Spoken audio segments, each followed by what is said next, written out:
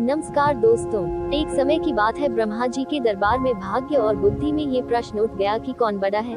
एक दिन की बात है, ब्रह्मा जी का दरबार लगा हुआ था। उस समय भाग्य व बुद्धि में तीखी नोक झोंक हो लगी और भाग्य ने कहा, मैं बड़ा हूँ, मैं जो करता हूँ वह काम तुम नहीं कर सकती है। और बुद्धि ने कहा, मैं जो कर सकती हूँ वह कोई नहीं कर सकता है। बुद्धि ने कहा, भाग्य आप मूर्ख मत बनो, मैं जब किसी का साथ छोड़ देती हूँ तो वह मनुष्य कुछ नहीं कर सकता है और मनुष्य पागल हो जाता है। उसी समय भाग्य बोला, अगर मैं मनुष्य का साथ छोड़ दूं तो आप कुछ नहीं कर सकता है। अब दोनों में कौन बड़ा है, ये सुझाव चल रहा था। उसी समय ब्रह्मा जी ने सोचा, यह फैसला मुझे करना होगा। तो ब्रह्मा जी ने कहा, क्या बात है? भाग्य ने कहा, भगवान बुद्धि यह कहती है कि मैं बड़ी हुए और अगर मैं किसी मनुष्य का साथ छोड़ दूं वह मृतक के समान हो जाता है। इस प्रकार दोनों का तर्क सुनने के बाद ब्रह्मा जी के मन में यह विचार आया कि यह तो फैसला बड़ा कठिन है। अब ब्रह्मा जी ने कहा, आप दोनों अपनी अपनी क्षमता का परीक्षण करके मुझे बताओ, तब कौन बड़ा है इसका पता चलेगा। भाग्य ने कहा, प्रभु जैसी आपकी इच्छा, लेकिन बुद्धि मुझसे बड़ी नहीं हो सकती है।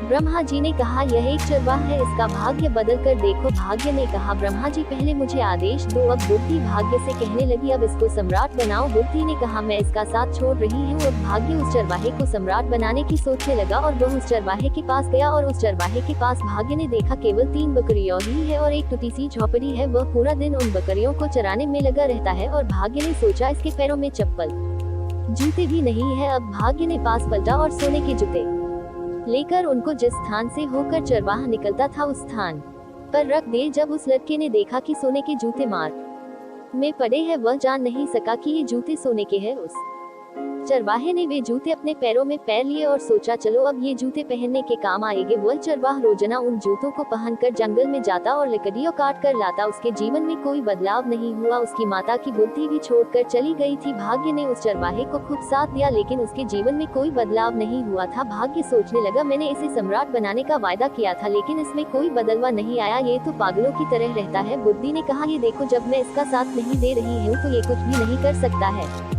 एक देश का राजा जिसका नाम था तेजप्रताप था। राजा तेजप्रताप का एक सौदागर जो रोजाना अपने ऊंटों पर पीतल लादकर उसे बेचने के लिए जाता था। उस सौदागर ने देखा कि इस चरवाहे के पैरों में सोने के जूते हैं, लेकिन यह उनकी कदर नहीं करता है। सौदागर ने सोचा, ये चरवाहा इन जूतों के बारे में शायद कुछ नहीं जानता है। उस सौदागर ने पूछा, भाई ये जूते तुम्हें कहाँ से मिले हैं? उसने कहा, ये जूते मुझे जंगल के रास्ते पड़े हुए मिले थे। तो उस सौदागर ने कहा, ये जूते आप मुझे बेच दो। चरवाहे ने कहा, बेच दूंगा, क्योंकि इनको मैं बहुत दिनों से पहनता हूँ, लेकिन ये पत्ते भी नहीं है। सौदागर ने कहा, तो बताओ इसके बदले तुम क्या लोगे? चरवाहे ने कहा, इनके बदले तुम मुझे 1 मन आटा दे देना, जिससे मेरा व मेरी माता की रोटी का काम चलेगा। सौदागर ने कहा, मंजूर है। और 1 मन आटे में सौदागर ने जूते खरीद लिए। बुद्धि ने भाग्य से कहा, हे भाग्य, ये क्या हो रहा है? आप कहाँ सो गए जिसे आप एक सम्राट बनाना चाहते हैं? उसने तो सोने के जूते 1 मन आटे में बेच दिए। तो भाग्य ने कहा, बुद्धि आप चुपचाप रहो और देखते रहो मैं क्या करता है, इसे सम्राट बनाकर रहूंगा। बुद्धि ने कहा, भाई ये सम्राट के चक्कर में इसको आप मार मत देना, क्योंकि ये चरवाहा बुद्धि के बिना कुछ नहीं कर सकता है। फिर भाग्य ने पासा पलटा और हीरे सोने के जूते फिर दोबारा लेकर जहां से वह चरवाहा जाता था उस स्थान पर रख दिए। फिर उसी रास्ते से चरवाहा निकला तो उसने देखा, ये जूते तो पहले से भी अच्छे है, चलो इनको भी पहन लेता है। उसने वे जूते पहन लिए और अपनी बकरियों को चराने के लिए चला गया। फिर वह सौदागर एक दिन उसी रास्ते से होते हुए अपना माल बेचने जा रहा था। तो उस चरवाहे के पास उसने पहले से भी सुंदर सरवन हीरे जूते देखे और कहा, भाई क्या ये जूते तुम मुझे बेच दोगे? चरवाहे ने कहा, बेच दूंगा, लेकिन मुझे 1 बोरी भुने हुए चने देने पड़ेगी। तो सौदागर ने हाँ भर ली और उन जूतों को 1 मन चनों में खरीद लिया। अब सौदागर के मन में विचार आया कि ये जूतों को राजा को दे दूं तो मुझे काफी धन मिलेगा। उसने ऐसा ही किया और राजा के पास चला गया।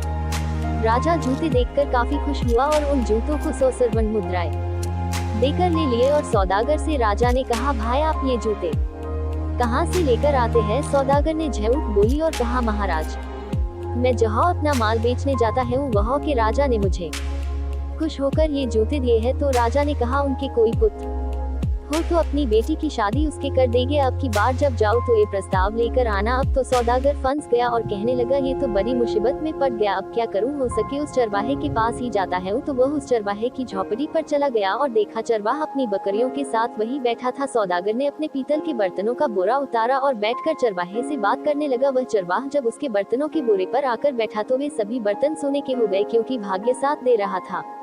सौदागर ने मन ही मन सोचा, ये तो बड़ा काम का व्यक्ति है, ये कोई बड़ा व्यक्ति या जादूगर है, इसे ही मैं राजा बना देता है। भाई तुम चिंता मत करो, मेरे पास काफी धन दौलत है और मैं आपके यहाँ महल किला बना देता हूँ और आप उसके राजा बन जाना। राजा बनने के बाद मैं आपकी शादी मेरे देश के राजा की बेटी से करवा दूंगा, फिर आप आराम से जिंदगी जीना। चरवाहे ने कहा, भाई तुम जो भी करो लेकिन मेरी बकरियों का ध्यान जरूर रखना। सौदागर ने सोचा, ये व्यक्ति तो निरा मूर्ख है, इसकी बुद्धि नष्ट हो गई, मैं तो इसको राजा बना रहा हूँ और ये अपनी बकरियों का राग अलाप कर रहा है। अब सौदागर ने वहाँ पर महल बनवाकर वापस राजा के पास गया और कहा, महाराज मैं उस राजा को शादी के लिए तैयार कराया हूँ और आप वहाँ पर अपनी बेटी की सगाई उस राजा के बेटे के साथ कर दो, मैं तय करके आया हूँ। राजा ने 2 नौकर भेज दिए और उसकी सगाई करवा दी। अब विवाह का समय आ गया और चरवाहा अपनी बकरियों के साथ रहता है, उनको चराता है और मस्त रहता है। सौदागर ने कहा, ये चरवाहा मुझे मरवा नहीं दे, इसके तो कोई परवाह ही नहीं है। सौदागर उस चरवाहे के पास गया और उसने उसको सारी बात बताई और कहा, मुझे और तुझे दोनों को राजा मार देगा। अगर किसी बात का पता चल गया तो इस कारण मैं जिस प्रकार कहूँ उस प्रकार ही आप काम करो। चरवाहे ने मन में सोचा, ये संकट कहाँ से आ गया, मैं तो अपनी जिंदगी आराम से व्यतीत कर रहा था, इसने खूब परेशान किया मुझे। अब विवाह का समय आ गया और बारात लेकर राजा के देश में जाने लगी काफी सेना। हाथी घोड़े लेकर पहुंच गए और शादी की रस्म पूरी हो गई। अब उस चरवाहे को एक अलग 7 मंजिला कमरे में सुला दिया। अब उसको वहाँ पर कई प्रकार की आवाज आने लगी, क्योंकि उसको छोटे समय में उसकी माता भूतों की कहानियां सुनाया करती थी, तो उसको पायलों और चुड़ियों की आवाज जैसे ही आती तो उसने सोचा भूत आ रहा है। उसने एक खिड़की से होकर कूदने की तैयारी कर ली। उसी समय बुद्धि ने भाग्य से कहा, भाग्य इस व्यक्ति को किसी प्रकार से बचा सको तो बचा लो, अन्यथा ये कूद कर मर जाएगा क्योंकि इसमें बुद्धि नहीं है। भाग्य ने कहा, बुद्धि आप बड़ी मैं छोटा, बुद्धि आप जीती मैं हारा, पर इसको किसी प्रकार बचाओ। उसी समय बुद्धि उस चरवाहे के शरीर में प्रवेश करती है, वह चरवाहा ऊपर से कूदते हुए रुक जाता है। ब्रह्मा जी का फैसला। ब्रह्मा जी ने कहा, भाग्य आप परीक्षण में सही सफल नहीं हो सके, इस कारण सुनो, भाग्य से बड़ी बुद्धि है। बुद्धि के बिना व्यक्ति कुछ नहीं कर सकता है, चाहे वह कितना ही धन दौलत वाला हो, इस कारण बुद्धि ही बड़ी है। दोस्तों, कहानी पसंद आई है तो लाइक शेयर कमेंट बॉक्स में अपनी सलाह जरूर दे और ऐसे ही मजेदार कहानियों के लिए मेरे YouTube चैनल को सब्सक्राइब कर लो। धन्यवाद।